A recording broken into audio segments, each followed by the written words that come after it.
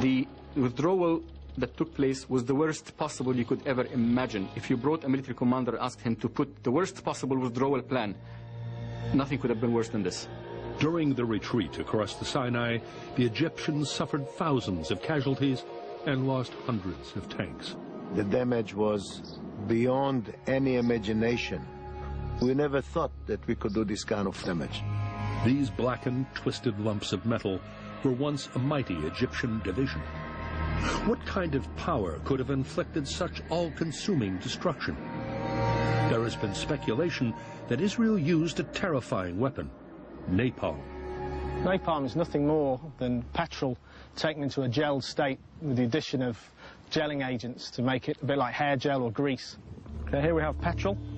So in its normal state, it's very, very thin liquid, forms very, very thin droplets when there's an explosion next to it. By contrast, the napalm is much denser, and when there's an explosion next to it, it forms fairly large, dense droplets that can be thrown an awful lot further than the pure liquid, and then go and adhere to the targets. That's the theory. How do napalm and conventional gas explosives perform in practice? In this experiment, a container of gas will be detonated. Firing in 3, 2, 1, firing. The explosion dissipates in just a fraction of a second. Next, the sticky napalm. Firing in 3, 2, 1, firing. A huge plume of fire and a much greater spread of flaming material. 30 seconds after the explosion, droplets of napalm are still burning. Napalm's greater destructive potential is clear. But how would it have been used against the Egyptians in the Sinai?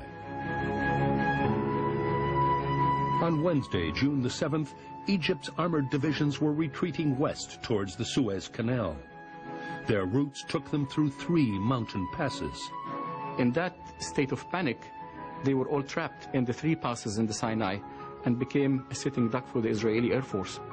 Complete air superiority would mean that Yellow Shavit's squadron could strike the Egyptians at will. He can confirm that napalm bombs were used, and to devastating effect. The napalm is a very cruel, very, very unpleasant kind of a bomb. We saw like atom bomb, suddenly fire. Essam Daraz was one of the Egyptian soldiers on the ground who witnessed the terrifying napalm attack. All the sky was red color. Black and red, it is very difficult to explain. You go over the target and then you feel the wow of the fire that came up.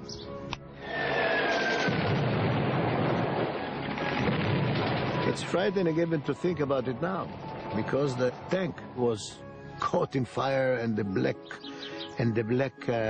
smoke, like a huge chimney sucks this smoke up into the sky. It's terrible.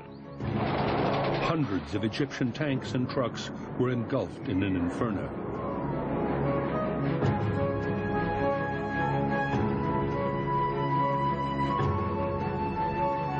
This is film of the horrific aftermath of the napalm airstrikes. It has never been screened before.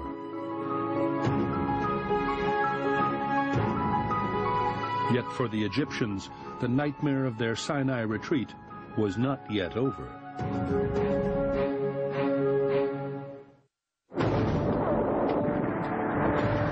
Wednesday, June 7th, 1967.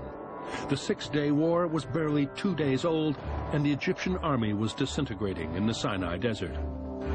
Yet even in the searing heat of early June, the Israeli advance showed no sign of letting up.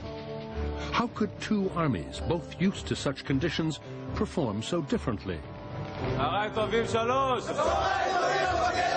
These Israeli paratroopers are preparing for a training march in the middle of summer. It's vital they're able to keep going in the blistering heat. The first few days that I joined the army, there was a heat wave. It's like getting boiled in an oven, especially in the desert. Before the march starts, the platoon medic checks the conditions his soldiers are going to encounter. When soldiers are on the march, they have to drink about between 5 to 6 liters before the march. They start 6 hours before, and they drink every hour 1 liter. Strict water drinking regulations were implemented by the Israeli army in 1959. Up until that point, the need for soldiers to avoid dehydration was appreciated only by medical officers such as Ezra Sohar. In these days, the army used to issue 1 liter of water per day per soldier.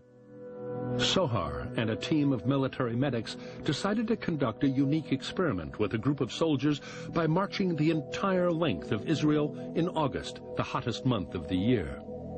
Every day, they covered 17 miles, with hourly rest breaks to take on water. We found that a person in a very hot area, if he works physically, the amount of sweat can reach up to 20 liters a day. So to make up for it, we suggested that they drink 1 liter every hour. By the end of the march, the benefits of regular water intake were plain to see. These soldiers, they were in excellent condition. They said, we are ready to continue indefinitely. The difference was the drinking. After the 1959 experiment, Army water regulations were changed from 1 liter of water per soldier per day to 1 liter per hour when soldiers were on the march. Cases of heat stroke and dehydration virtually disappeared. Napoleon said the army walks on its stomach. This is perhaps true in Europe. In the Middle East, the army walks on its water. When war came in 1967, the Israelis knew that ensuring water supplies would be vital. This